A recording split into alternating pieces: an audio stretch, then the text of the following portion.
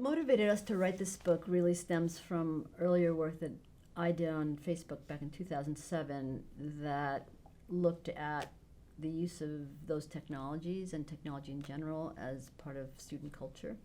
And then as a lot of those data came out, I started to talk to Heather a little bit about, well, what about first-gen students, and what about students of color on campus? How are they using them? So we really tried to craft a research project that tried to assess, well, what is the impact of technology on students in general, but specific to first-gen students? Well, technology does many things. And one of the things that it does is that it gives you access to lots of information, which are really what we would call social capital possibilities. And one of the things that we certainly know about first-gen students is that they come to college with lots of very, very good skills and abilities, but this is a new culture for them. So it's as if you're dropping them in another exotic culture, for lack of a better way of characterizing it. And there's been lots of work done on first-gen students in the transition and how it is that they could stand to access this kind of information, these kinds of relationships. So because technology is a means to all of that, it's a means to social capital, we threw the gauntlet down and said, okay, well, does it? And honestly, it was motivated by a desire to want it to do that for them, to be able to say to institutions, look, these technologies help these students in these ways. How can institutions respond? Yeah. First, we really wanted to explore what are the ways that students are using technology and social media on campus to be able to be more engaged.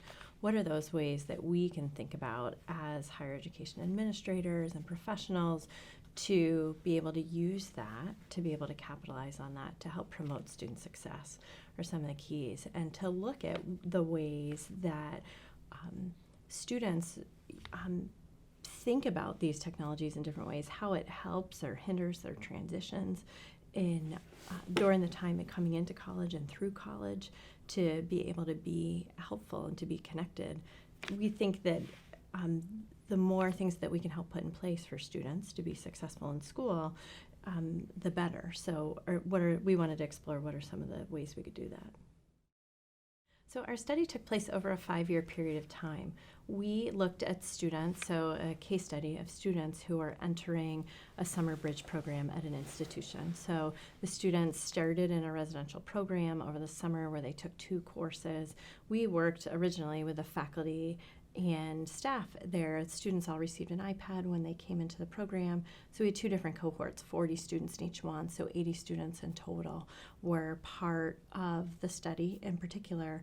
And we also worked with faculty to integrate some things into the classroom, some activities, different ways that they could utilize iPads, utilize social media. Then we collected data, both quantitative and qualitative, about the students' transition into the university, how they use technology during their time here, how they were using social media, and then we followed those students. We had a group of students that we continued to follow, and they talked to us each year. We individually interviewed them each spring. Each fall we had focus groups of the students to hear about their experience, what was happening as part of their experience, how technology and social media in particular were parts of those experiences, and that is really the basis of the book. So I would say this book is for anybody who is interested in supporting or in a position to support first-generation college students as they transition to and through college. That means educators in K-12, of course, who are working at preparing students for that transition. They're thinking about what skills and knowledge students need, but also really setting them up to engage in using technologies through that transition. This book is also for, I think, community-based organizations who are committed to college access and college success. In many ways, those organizations now are following students in that transition from K-12 to higher ed. And as they do that, I think they're positioned to kind of help students think about how they use technology in those 2 sort of educational spaces. And of course, this book has relevance and I think a lot of use for administrators and faculty in higher ed who are endeavoring to figure out, how do we meet students where they are? How do we reach them where they're spending their time? And that they recognize the complexity of social media and technology usage among their students and want to think intentionally about how to sort of use that as a way to communicate, to disseminate, but also engage and connect them to the institution. I think one of the biggest contributions the book will provide for the field is really insight from students. I think the gap between the educators who design and implement programs and practices and the students for whom those are intended is pretty big when it comes to technology, and it moves so fast, and students move quickly and keep up with it. And so being able to listen to students, as Heather said, talk with them, understand how they're navigating that complex territory, and use that to sort of offer some recommendations, I think that will be a huge contribution to those in higher education. There are many things that surprised us. I'll name two, I think, that really stand out for me. One is, we know that for first-generation college students, the transition to college is very much inclusive of their families, that their families' sacrifices and engagement throughout that process makes this their accomplishment just as much as their students. And what we found is when students talked about what social media allowed them to do was that it kept them connected to family and friends from home. The kind of social capital that they can provide, just as important as the capital that faculty and their new peers can provide. So hearing from students as they spoke about the important role of their families, reminding them why they're there, providing them emotional support while they're in college, really was very important in a way that I think we all believed was important but didn't see the role that social media played in it. The second thing was that, again, as we know from research, first-generation college students are making a transition between K-12 and higher ed in a way that they become straddlers of two worlds, straddlers of two social classes, their home, their families, and their peers, and this new social class in higher ed. As they're doing that, they're negotiating this in a social platform, social media. And I think the results and the findings from the study really called our attention to what it's like for them to bring those worlds together in that social space and how hard that was for them. And those kinds of surprises really yielded ideas for us about how we advise faculty and administrators to engage with students when we know that they have these other communities that are also in that social space. The biggest contributions to scholarship from this work in our minds really does stem from the contributions to practice. As a researcher, you look at this and you say, oh, it's extending the boundaries and the use value of particular types of bonds.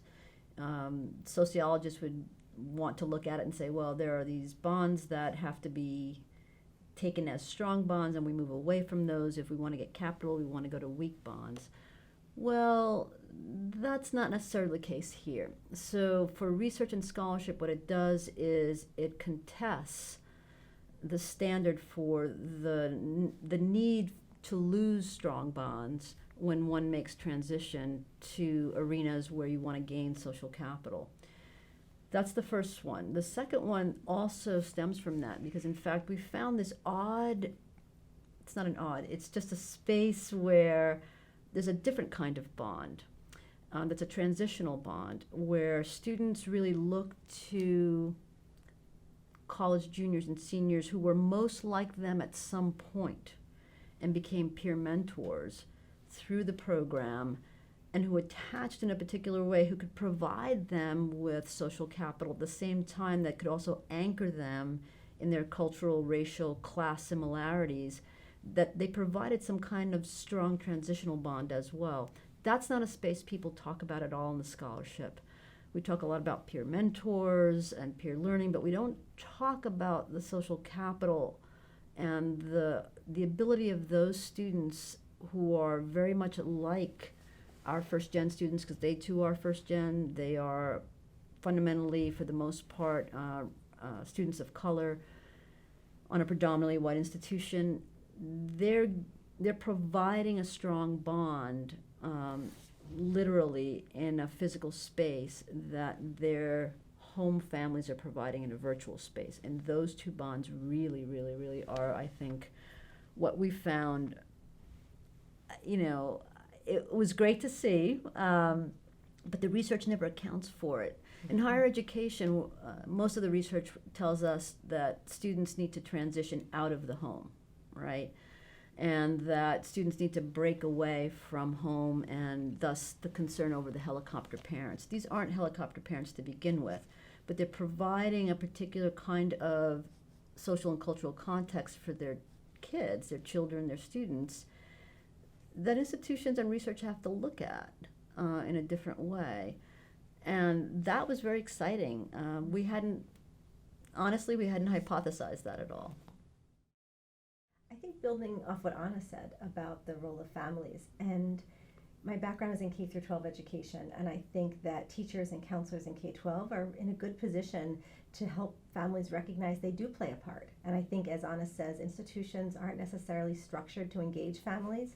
So if there are opportunities in K-12 for teachers and counselors to sort of prime parents and families and caretakers to be ready to be a part of that process, to recognize the value that they are going to bring in staying connected and providing a range of supports, not just sending food or doing laundry, but really reinforcing for them why they're there and knowing that they are behind them and in their corner. I think that we think a lot about K-12 and higher ed as very distinct, but when we do research that sits in this nexus between the two, we realize there's a lot to be learned that has relevance for teachers and advisors in high schools. And I think for me, that was a real surprise and a good reminder of the importance of high school educators reaching out and engaging families and preparing them for what's coming on their end, not just with students.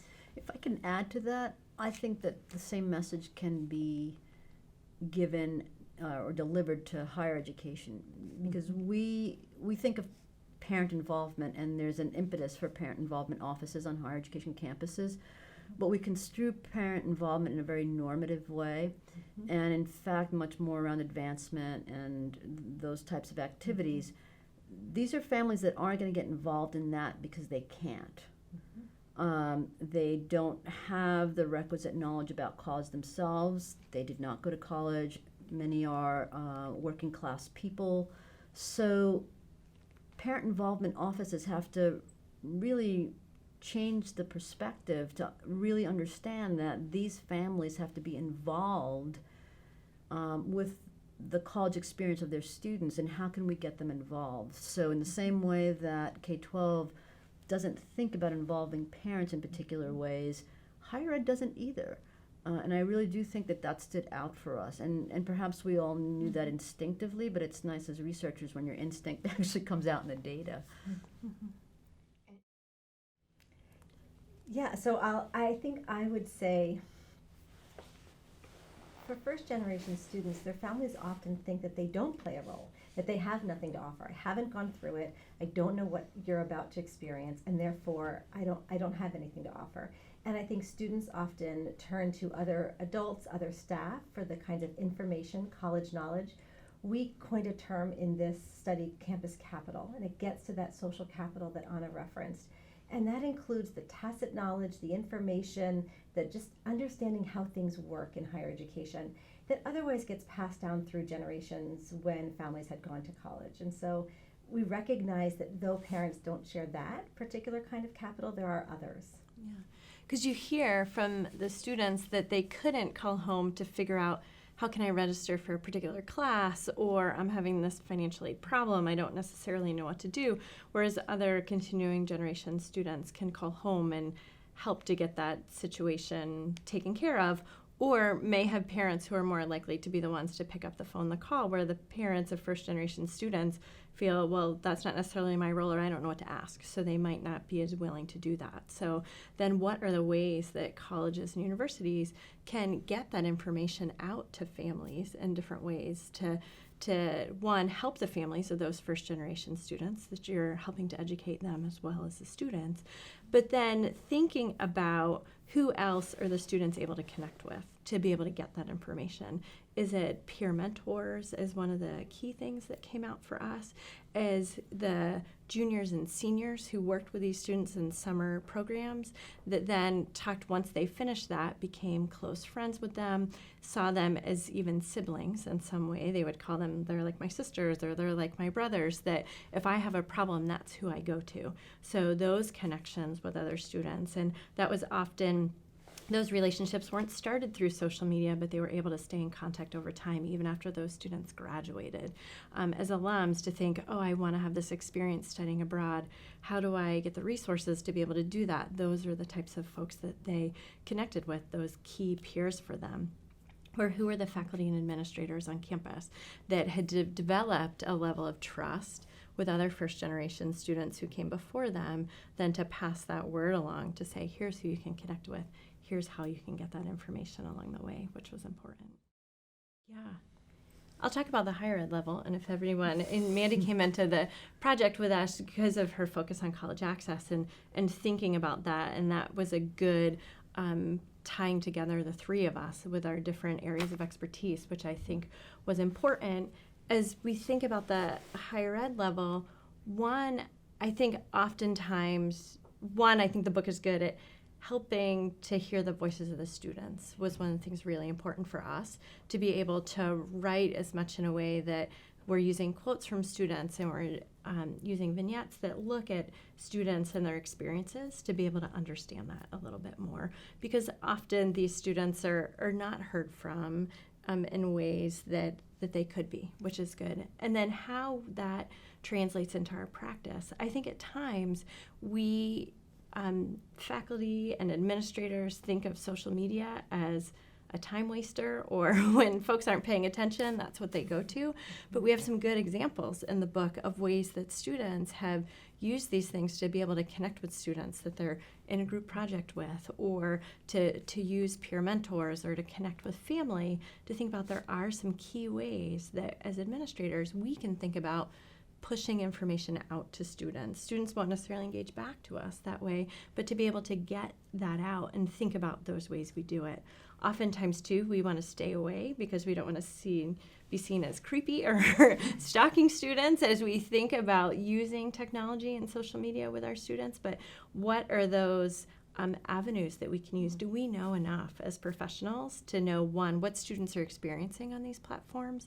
One of the examples we have is thinking about racialized aggression. We had such a high percentage of students who are students of color, and what their experiences are and how that translated into not necessarily feeling safe or happy about the campus climate, feeling real concerns about that were some of the things that came up. So if we're not as familiar with those platforms, it's harder for us to be able to understand that, I think, is a key.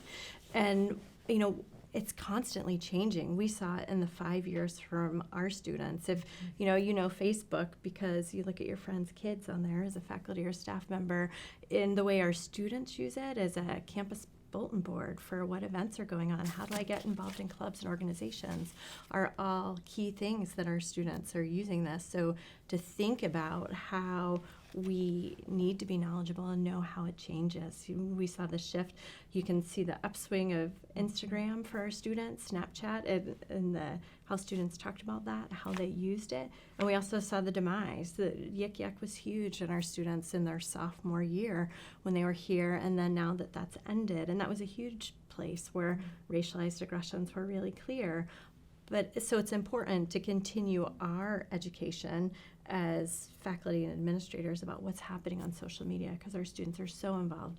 It's so a part of what they're doing. And then what are ways that we can utilize that to capitalize it and promote student success? The academic space was also very much a part of the study, and as Heather suggested, it's a case for the faculty opening its eyes to the possibilities that are sitting there with regard, especially with social media, but also across all technologies for students, and particularly for students who need access to particular things. And when used well in an academic space, and as I often remind my faculty, the chalkboard is technology.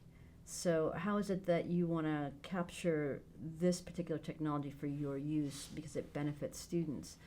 And then we have many examples, but the one that always stays with me, and maybe because I experienced it, was a student who was very clear that having the iPad, he could look up words that the faculty member used that just were not used in his high school, because that's cultural capital he didn't get. So if he misses that word, he's done for the rest of the lecture. Whereas if he just looks it up, oh, okay, now I can follow. And then more complex ways in which the faculty use social media to teach Shakespeare as an example. And so there's a lot there, at the same time that it's not about, being friends with your students on a particular platform. But and because the academic space is important, I thought they gave us a real window into the possibilities, and many of the ways in which we don't want to necessarily use them for the academic space. Yeah, and I'll add two things to that. One is, one of the things we heard from students about how they use technology that stood out, I think, to us, included just having the technology, having the iPad. As a first generation student, many of whom are also low income, not all, having an iPad was sort of a form of status. And so we recognized that our project in giving them an iPad also sort of allowed them to have something that sort of put them on level playing field with other students as they transition to a very different space.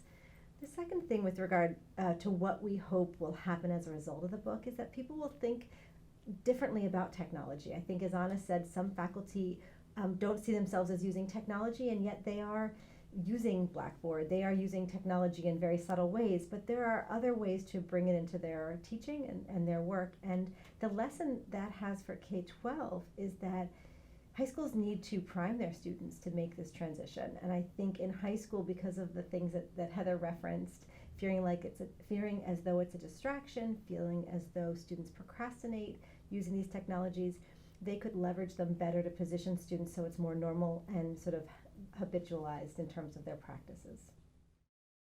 I do. One of the other things that we learned the hard way through use of ours is you also then have to teach people how to use those technologies and what are the ways, not just to hand it to someone.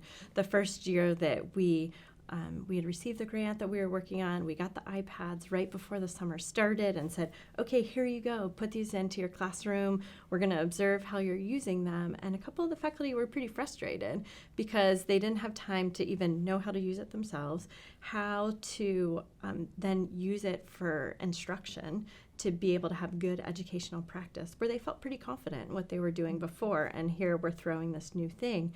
And it was really interesting for us to see the second year, then those same faculty who had a year to get used to it, who were able to learn some new things, did some really exciting classroom activities. Yep. The Shakespeare example is one.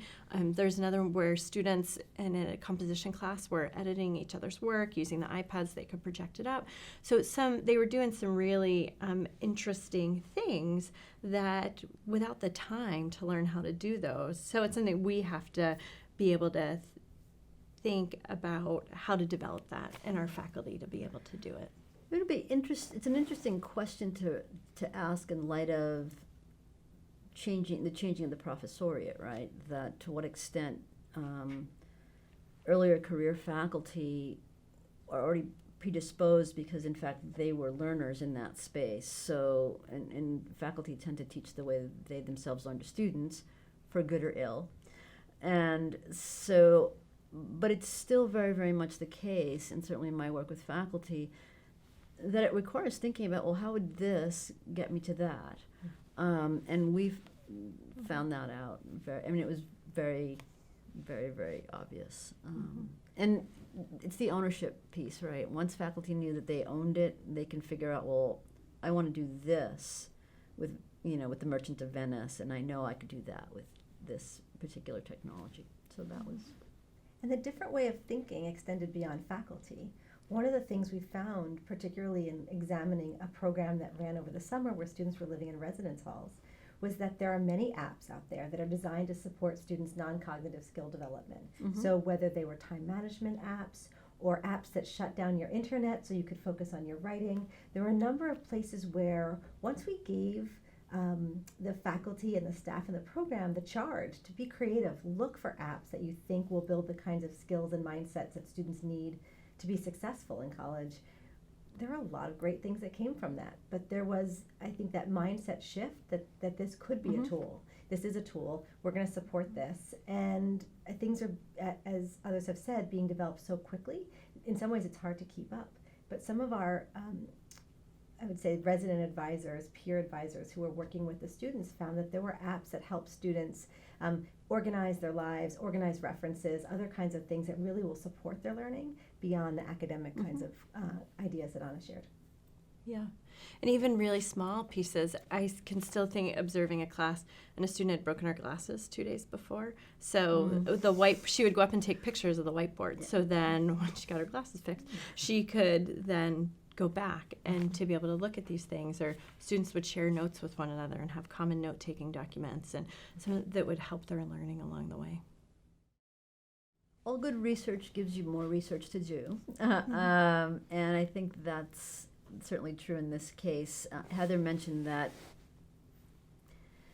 for as positive as we are about technology and social media and the ways in which students can really leverage these technologies, it also has a bit of a dark side in the sense that we did see that the rise in racialized aggressions, and I would also extend it to gender and sexualized aggression.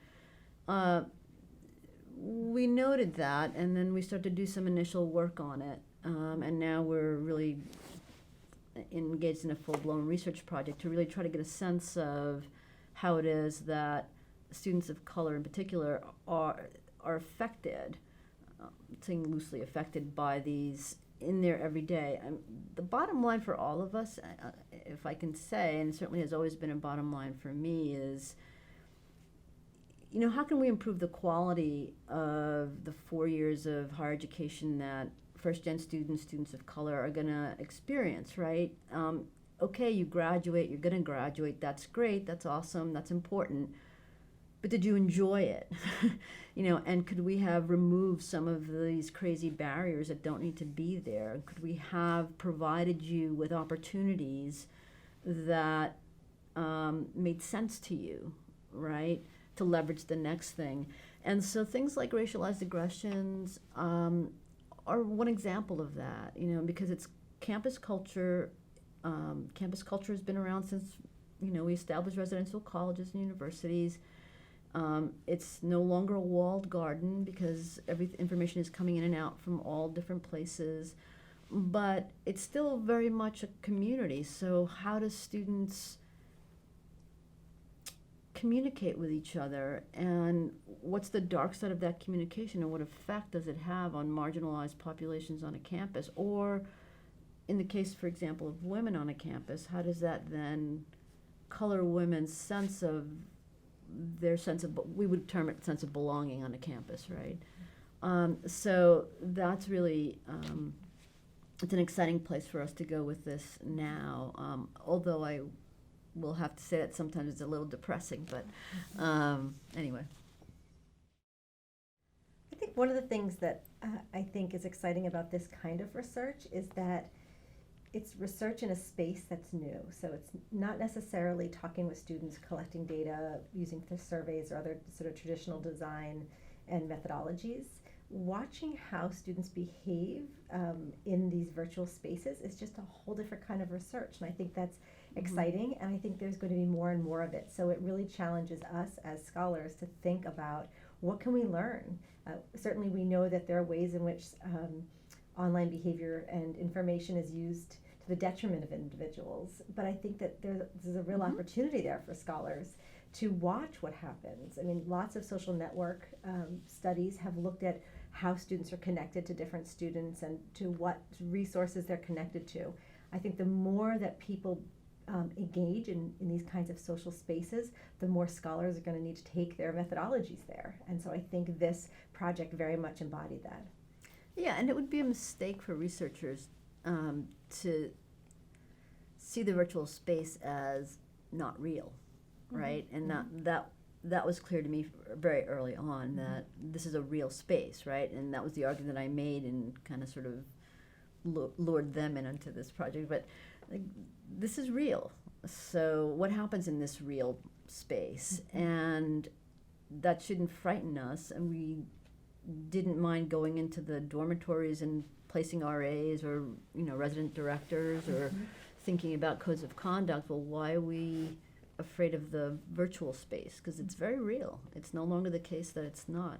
And it's often blended. Yeah. When you ask students to think of examples, we had times when students said, oh, I think that was online. Right, That right, might have happened in right. my residence hall. So it's that blending as to how they're connected with people, how information changes hands, to think, and it's a key component of the campus climate. So institutions also need to think about that as the numbers of assessments of campus climate increase, to think about how does the online climate influence what's happening physically on campus as well.